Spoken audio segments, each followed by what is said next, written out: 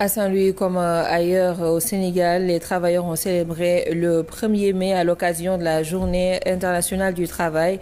Les syndicats ont remis leur cahier de doléances au gouverneur et ont profité de l'occasion pour dénoncer fermement les nombreux cas de licenciements enregistrés ces derniers mois dans la région. Reportage de signé Moussa Diagne et Abdou Boye.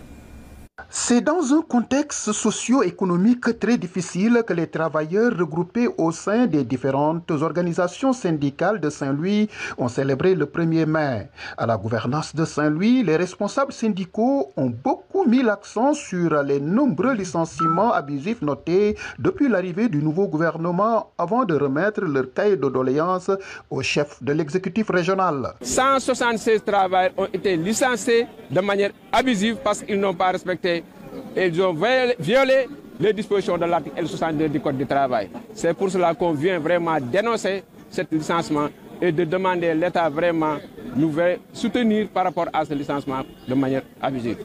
Les pêcheurs artisanaux et les travailleurs du bâtiment ont aussi parlé des difficultés auxquelles ils sont confrontés quotidiennement. Nous avons beaucoup de problèmes.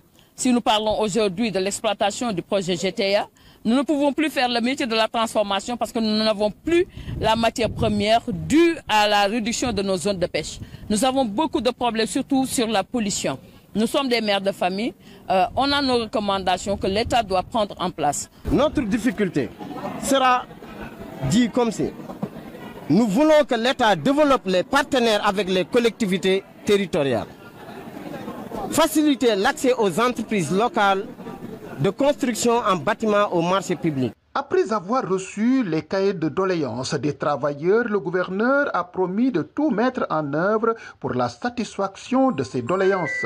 Nous allons adopter la même démarche, la même approche de dialogue social avec l'ensemble des acteurs pour continuer les rencontres en vue de trouver des solutions à ces revendications. Cette journée internationale du travail a également permis aux syndicalistes du secteur agricole d'attirer l'attention du chef de l'État sur l'impertinence de la convention agricole qui date de 1957.